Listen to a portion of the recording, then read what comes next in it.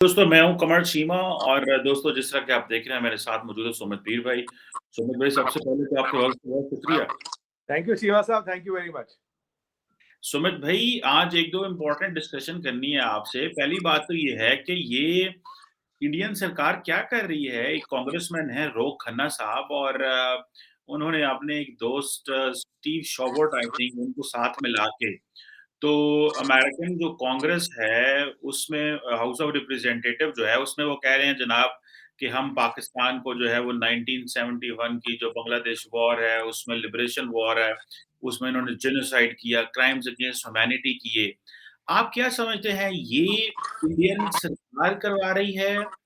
Indian deep state ये चाहती है कि इस तरह की रिक्त अमेरिका के अंदर पैदा हो? क्योंकि यही वो साहब थे जिन्होंने पाकिस्तान के ये जो मौजूदा एम्बेसडर जो वॉशिंगटन में गए, तो इनके खिलाफ कैंपेन चलाई। तो आप क्या समझते हैं जो रवैया है कि हम अपनी जंगें इंडिया पाकिस्तान से अमेरिका ले जाएँ, लंदन ले जाएँ, फ्रांस ले जाएँ, जर्मनी ले जाएँ, do you think this is the right thing to do? देखिए चीमा साहब, शो पे बुलाने के लिए धन्यवाद। सबसे पहले ये बता दूं कि ये मैंने भी देखा था, पढ़ा था, और इसमें एक आपको एक हैरानी होगी, एक रिपब्लिकन है, एक डेमोक्रेट है। तो ये भी नहीं बोलेगी कि एक पार्टी है। तो दोनों दो मेन पार्टी यूएस में, तो दोनों के ही सांसद हैं, अगर मैं हिंदी में बोलूं, दोनों के पार्लियामेंटेरियंस हैं, and they both want to do it. अब कह रहे इंडियन गवर्नमेंट, तो एक एक इंडियन ऑरिजिन का एक तो गोरा ही है, वो तो शक्ल से गोरा लगता है, वो तो कहीं से इंडियन नहीं लगता।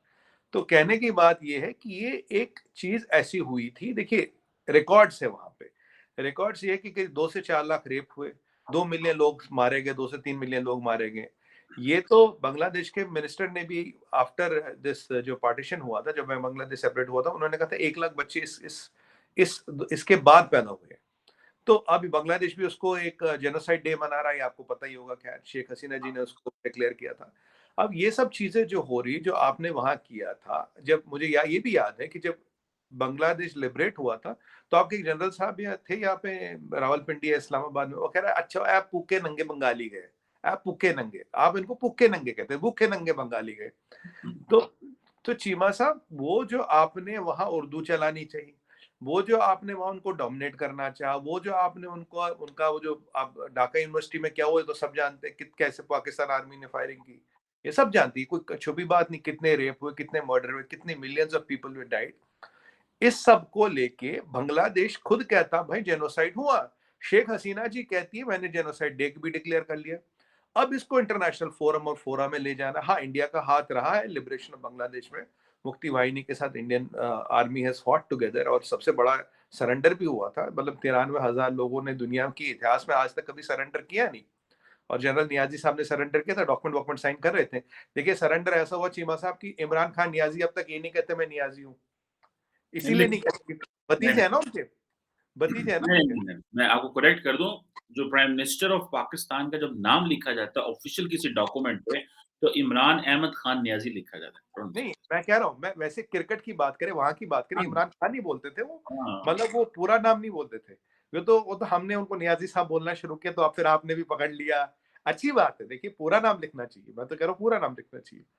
तो चीमा साहब, ये जब इतनी चीजें होती, एक अलग मुल्क कट के बनता है, एक एट्रोसिटीज होती, खुलेआम शोषण होता है, खुलेआम उत्पीड़न होता है, बलात्कार होता है, मर्डर होता है, रेप होता है, और वो भी मुसलमान थे बाय द वे। वहां भी मुसलमान थे, बट इंसिडेंटली एक और रिपोर्ट आई है कि उसमें जो उसमें पीड़ित थे, max majority of them were Hindus. मतलब अगर हम रेशो निकालें कि अगर 100 लोग मारे गए, तो ये आप रिपोर्ट्स हैं कि 50 से ज्यादा तो उसमें हिंदूज थे। चलिए, वो भी हमें मसला नहीं रखते। तो आपने जब ये सब कर्म कांड किया, इतना बड़ा जेनोसाइड किया, अगर आप उसको, बांग्लादेश की गवर्नमेंट रिकॉग्नाइज करती है। यूएस में 2 अमेरिकन पासपोर्ट होल्डर, एक इंडियन ओरिजिन का, उसके रूट्स इंडियन, एक कोकेशन है, वो इसको वहां के सेनेट हाउस ऑफ रिप्रेजेंटेटिव्स में उस पर एक अधिवेशन, एक बिल लाना चाहते हैं। तो आपको क्या हर्ज है? अगर आपने कुछ किया नहीं तो कुछ मसला हो नहीं होना चाहिए, अगर किया तो सबको पता लग जाएगा क्या हुआ। देखिए, पता सबको है। अभी बांग्लादेश के एक मिनिस्टर साहब ने ये भी कहा था, यार अजीब विडंबना है, 51 साल हो गए, 50 साल हो गए, दुनिया में रवांडा की बात होती है, दुनिया में हिटलर की बात होती है, पर ये जो किया पाकिस्तान आर्मी ने हमारे साथ, ये बात नहीं होती। और ये कहता बांग्लादेश, हम नहीं कहते। अब आप इसमें इंडियन गवर्नमेंट को कहाँ तार जोड़ रहे, क्यों जोड़ रहे? देखिए, हमने अपने पार्लियामेंट में तो अधिवेशन लाया नहीं, ना हमारे परमानेंट नहीं, रिप्रेजेंटेटिव ऑफ यूनाइटेड नेशंस ने अधिवेशन लाया। इंडियन ओरिजिन के लोग हैं। अब देखिए, अब उसी लॉजिक से जाऊं चीमा साहब, तो कल को ऋषि सुनक जो पूरा चांस है फिर से प्राइम मिनिस्टर बन सकते हैं, प्राइम मिनिस्टर बन गए, अब बोलेंगे यार हिंदुस्तानी प्राइम मिनिस्टर बन गया। अब ऋषि सुनक तो ब्रिटिश पासपोर्ट होल्डर है ना, मतलब ओरिजिनल रूट्स इंडियन है बट ब्रिटिश पासपोर्ट होल्डर है।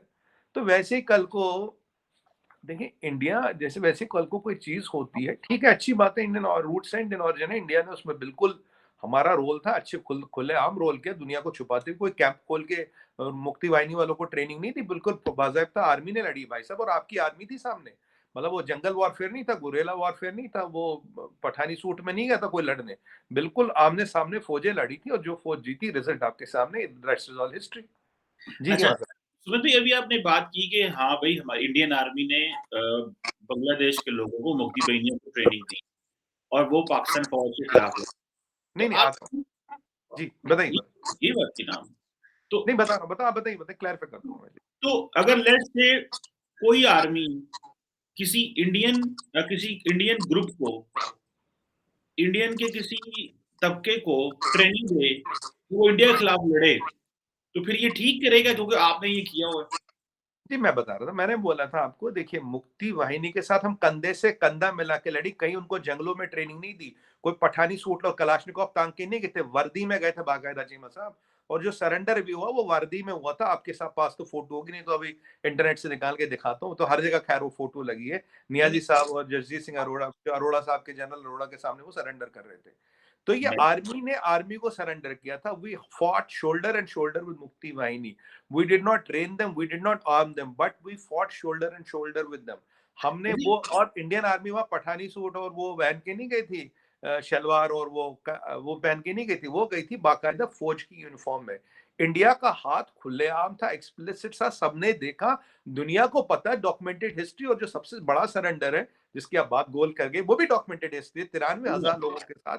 आज तक इस धरती पे, इस अर्थ पे, there has not been a more kind of a bigger or a humiliating military surrender with 93,000 people। We were hardly even 9 to 10,000 troops on the ground।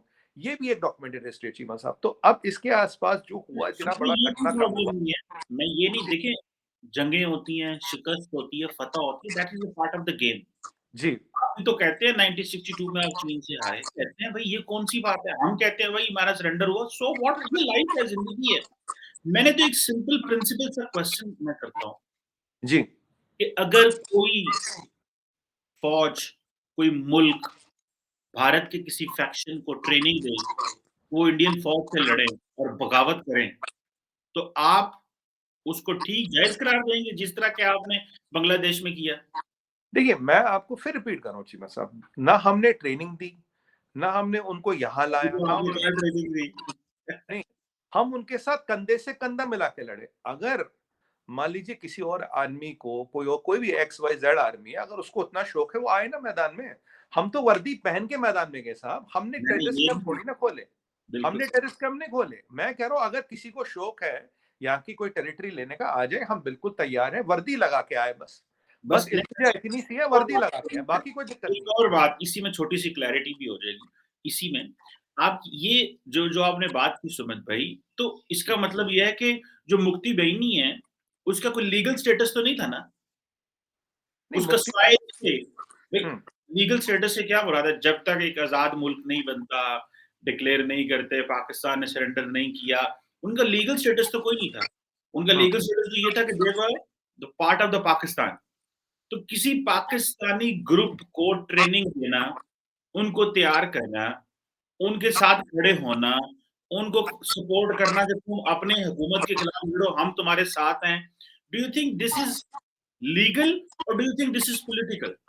देखिए मैं बताता हूँ, आपको ये भी पता होगा कि ये जब सारा कर्म कांड हुआ था, इससे पहले शेख मुजीबुर रहमान इलेक्शन जीते थे, वहां नहीं जीते थे, बिल्कुल जीते थे। आपने उसको डिसमिस कर दिया, आपने इलेक्शन ही खारिज कर दिया। तो was that legal, illegal, ethical, moral और पॉलिटिकल? शुरुआत वो वहां से होती है, इट वाज अ मैं रजिस्टर्ड। बताता हूँ, जी जो शेख मुजीबुर रहमान का मैंडेट नहीं माना गया था, वो गलत था। नहीं, वो तो आपने नहीं माना, जो इलेक्शन हुआ वहां पे अवामी लीग आपके कहे, आपके चाहत के अनुरूप और जमात इस्लामी का पूरा जोर लगाने के अनुरूप, और पाकिस्तान का जो यहाँ वाला साइड था उसके पूरे जोर लगाने वो जीते, क्योंकि शेख साहब को सपोर्ट था, अब भी है, खैर खैर वो तो आप जानते ही हैं। अब वो शेख साहब जीते, आपने इलेक्शन ही खारिज कर दिया। जब इलेक्शन खारिज हुआ फिर आपने जेनोसाइड किया। अगर आपने जेनोसाइड नहीं किया होता तो इंटरवेंशन की बात नहीं बनती। You have done two blunders. One, you have kind of dismissed a legitimately fought election, which you dismissed as per your whims and fancies. Secondly, even after dismissing the election, then you send your army to do a genocide. Now जब genocide होता है तब कहीं ना कहीं intervention होता है। और चीमा साहब, हमने इंटरवेंशन यूनिफॉर्म लगा के किया, आपको बता के किया, आपको दिखा के किया। कोई टेररिस्ट कंपनी खोले, कोई ट्रेनिंग नहीं दी, कोई हथियार सप्लाई नहीं किए, कोई एके आरपीजी नहीं भेजे। मैं आज भी कहता हूं, जब आपकी, अब आप देखिए, अब आप बात करें, आपकी जो आर्मी 99 में कारगिल में आई थी, वो तो यूनिफॉर्म में नहीं आई थी ना। आपने कबाली भेजे, वो यूनिफॉर्म में आए थे क्या?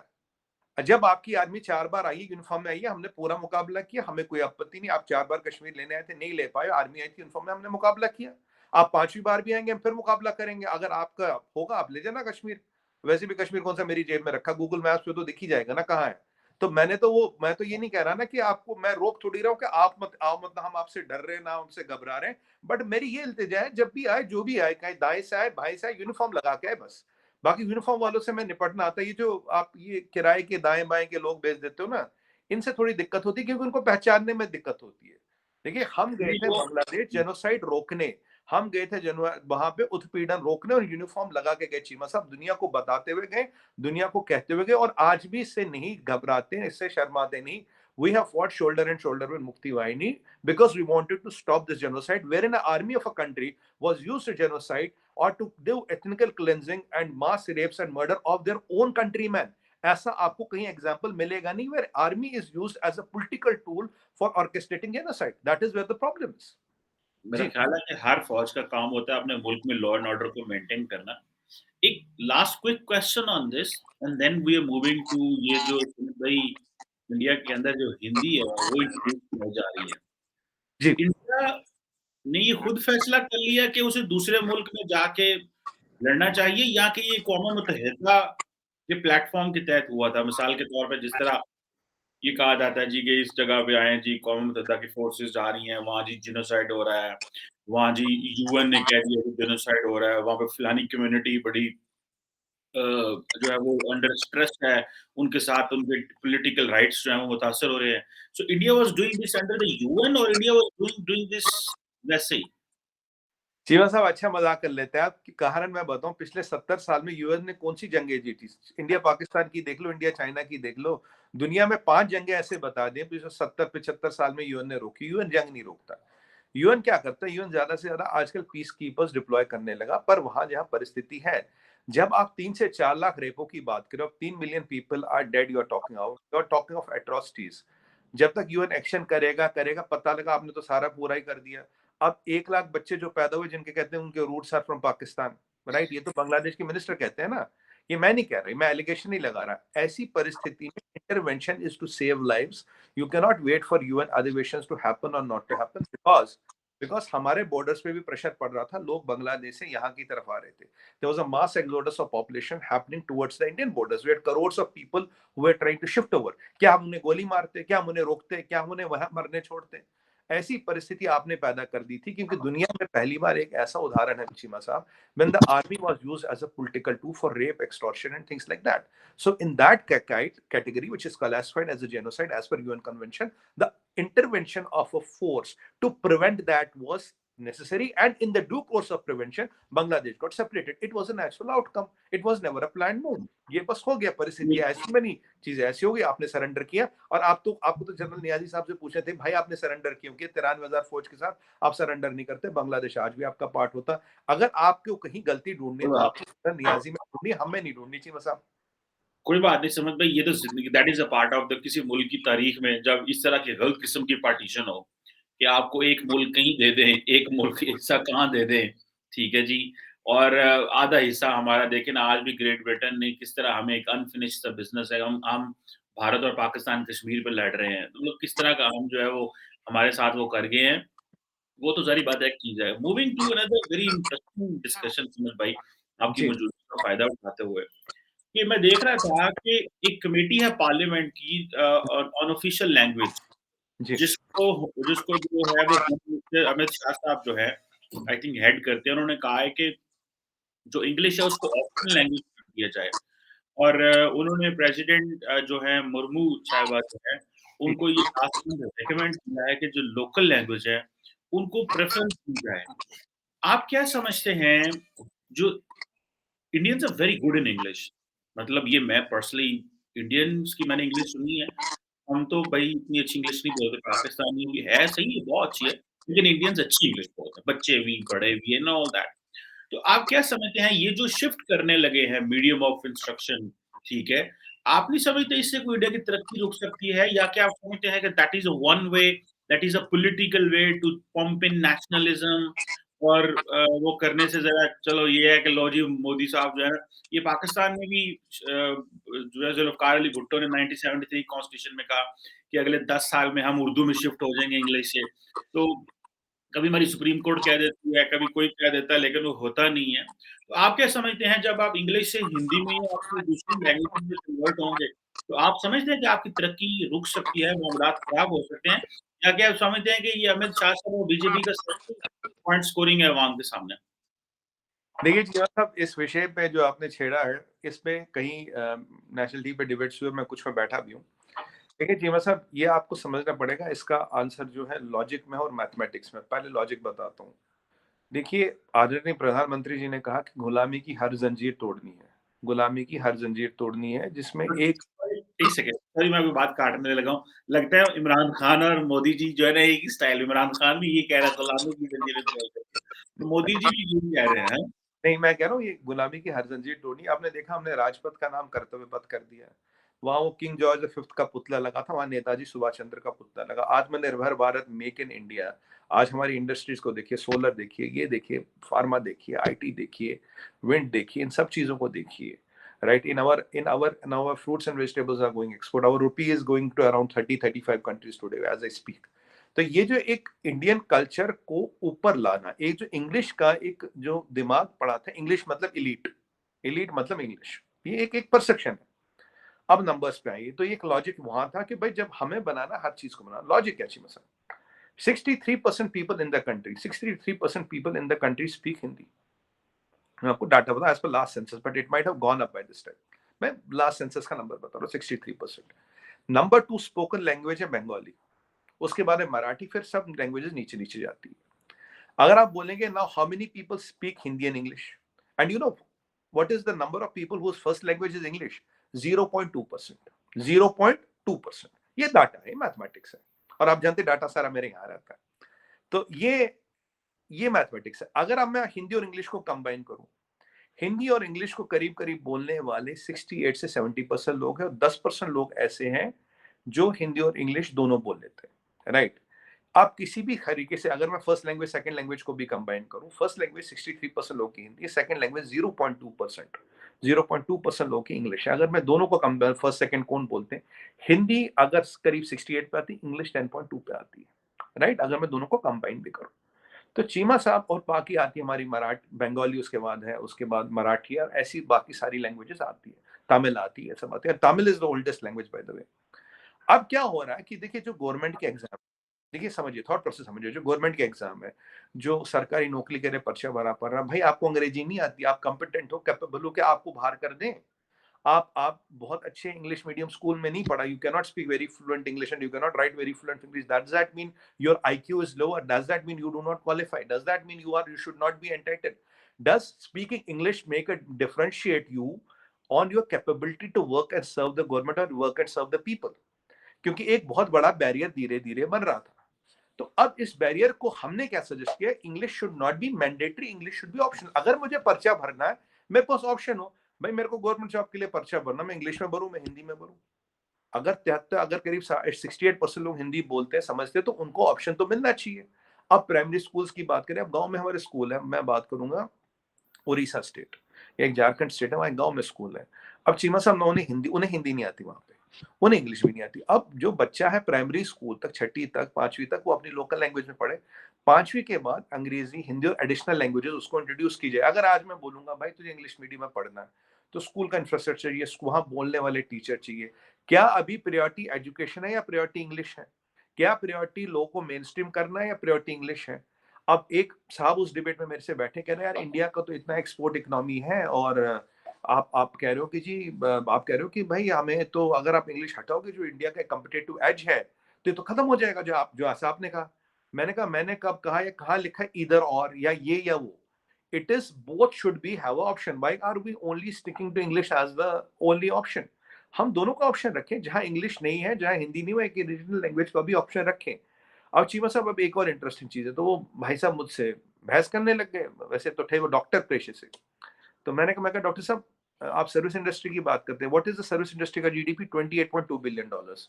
How much is out of total GDP? It is 6.2% of the total GDP. When I am talking of getting these people mainstream, when I am talking of Suniga, when I am talking of getting these people mainstream, which this right is given to by them the Constitution of India, right to equality, like right to equal opportunities guaranteed by the Constitution of India. How can I have one language which is not even our own language? I am a utmost fan of English. मुझे English का पूरा आदर सम्मान है। मैं 4-5 language 6-7 तो खुद भी बोल लेता हूँ। मुझे पूरा सम्मान है, but it should not cannibalise Hindi. English should not be at the cost of cannibalising Hindi. मैंने कहा अब ये 6.6% की बात कर रहे हैं। मैं मानता हूँ ये सारा इंग्लिश के कारण चल रहा है, जबकि ये ट्रू नहीं है। I am just for the sake of argument. मैंने कहा डॉक्टर साहब हमें 5 ट्रिलियन 10 ट्रिलियन पे जाना है। अगर हमें 10 ट्रिलियन पे जाना है तो यार इतना बड़ा जो वर्क फोर्स है जिसको मेन स्ट्रीम कर सकते हैं, why are we leaving them behind because they don't know English? Is it logical? Is it fair? Don't they deserve a chance? I am not saying, मैं ये नहीं कह रहा कि आप इंग्लिश को खत्म कीजिए। मैं कह रहा हूँ English should not cannibalise Hindi. अब इसमें इसमें किसी को नेशनलिज्म का एजेंडा दिखता है, किसी में बीजेपी का एजेंडा दिखता है, किसी में हिंदी का एजेंडा दिखता है, किसी में कोई एजेंडा दिखता है। बट चीमा साहब सच्चाई ये है, आज आप साउथ इंडिया के स्टेटों में भी जाएंगे, जो नई जनरेशन है, मैं आप जो मेरी जनरेशन है या मुझसे छोटी है या उससे पुरानी जनरेशन का मैं कहता नहीं, वो ठीक ठाक हिंदी बोल लेते हैं। तो हिंदी का जो प्रचलन है पूरे भारत में, हाँ कुछ ऐसी जगह है जहाँ ठीक से नहीं बोल पाता है, एनडीटीएस में जाए। हम ये नहीं कह रहे, हम कह रहे हैं कि आप इंग्लिश को एक सैक्रोसेंट, वो जो कहते हैं ना वर्ड्स ऑफ बाइबल, वो मत बनाइए। हिंदी हो, अगर जहाँ हिंदी ना वहाँ लोकल लैंग्वेज हो, मेन स्ट्रीम लाइए, पढ़ाई बढ़ाइए, लिखाई बढ़ाइए। लोग को अपॉर्चुनिटीज देना जरूरी है, लोग को पढ़ाई देना जरूरी है, लोग को शिक्षा देना जरूरी है। भाई अगर मुझे अंग्रेजी नहीं आती तो what do I deserve to die? Don't I deserve the equal opportunities? एक गवर्नमेंट एंट्रेंस एग्जाम, मैं एक जैसे बैंक प्रोबेशनरी एग्जाम ऑफिसर का एग्जाम दे रहा हूँ, ऐसा मैंडेटरी क्यों मैं अंग्रेजी में ही दूं? अगर मुझे हिंदी में आता तो हिंदी में देने दो ना भाई। सिंपल सी इल्तिजा, सिंपल सी गुजारिश ये है। अब इसको लोगों ने इसका पॉलिटिकल एजेंडा बना दिया, ये कर दिया, वो कर दिया। बट चीमा साहब, I have studied the topic deeply and it is for the good of the country. It is not either और, it is also. Ji.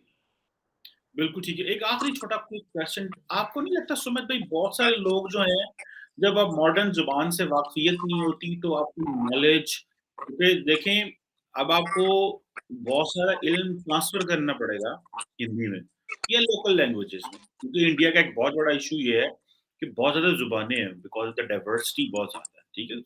Starting from north to the south.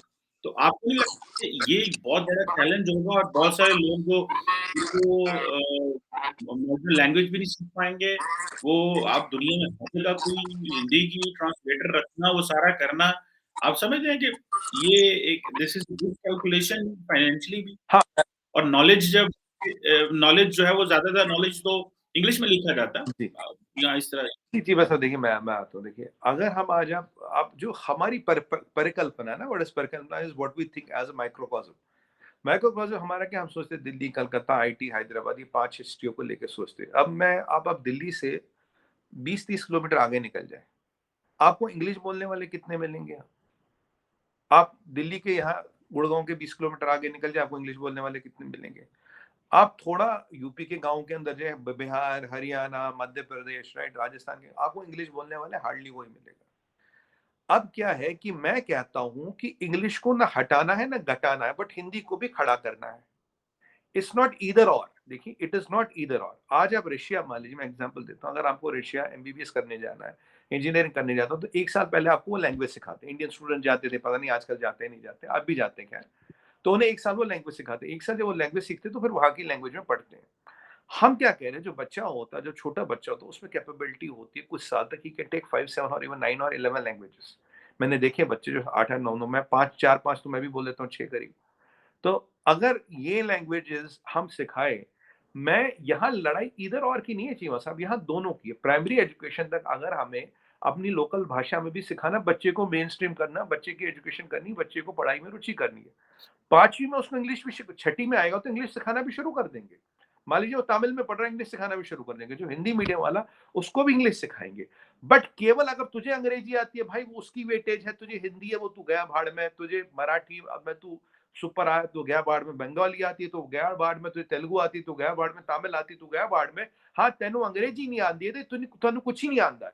Problem ये है, इस मानसिकता, ये जो imperialism का वो है, इसको हटाना है। इसीलिए मैंने आपको बोला था, किसी भी बड़ी मेट्रो से 30 किलोमीटर किसी भी डायरेक्शन में निकल जाइए, आप बोलेंगे हार्डली इंग्लिश बोलने वाला नहीं चलता। पर वहाँ जो दुनिया है, वहाँ जो कारोबार है, जो व्यवसाय है, वहाँ की बिल्डर ले लीजिए, वहाँ की फैक्ट्री ले लीजिए, वहाँ का पुलिस स्टेशन ले लीजिए, रेलवे स्टेशन ले लीजिए, चावड़ी बाजार ले लीजिए, सदर बाजार वाका ले लीजिए, हर जगह में घंटाघर होता है, हलवाई होता है, जो भी लोकल है, रिटेल है, ईंट है, गारा है, बट्टा है, वहाँ सब पे वही लोकल डायलेक्ट, वही हिंदी, वही लैंग्वेज बोली जाती है।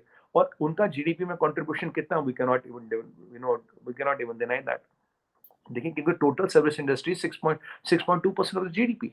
सो जहां से 94% जीडीपी आता, तो क्या उनको वेटेज ना दी जाए? क्या उनको इग्नोर किया जाए? भाई तन्ने अंग्रेजी नहीं आती तो तुसी जी जाओ, तेरा कुछ नहीं होगा। ये मानसिकता का सवाल है चीमा साहब। और इंग्लिश एलीट, दिस ये भी मैं आपको ठीक बोलता हूँ। देखिए, मैं इंग्लिश अच्छी खासी बोल लेता हूँ, हिंदी भी अच्छी बोल लेता हूँ, प्योर हिंदी भी बोल लेता हूँ। बट मुझे लगता है कि एक हमारे यहाँ धारणा बनी है, जिसको अंग्रेजी आती है ना, एक बड़ा मतलब वो अपने आप को थोड़ा कि हाँ भाई, ये है। बट ये बात नहीं है चीमा साहब। We might have multi talented people, gems of people who are just left behind because their English skills are not so good. But as a hmm. country who's aspiring to become $10 trillion economy, we cannot have this kind of a disparity, which is not even permitted by the Constitution of India. जी, बिल्कुल ठीक है। Thank you very much Sumit भाई। It was lovely talking to you, it's always great talking to you. Thank thank you you Cheema very sahab, thank you very much sir.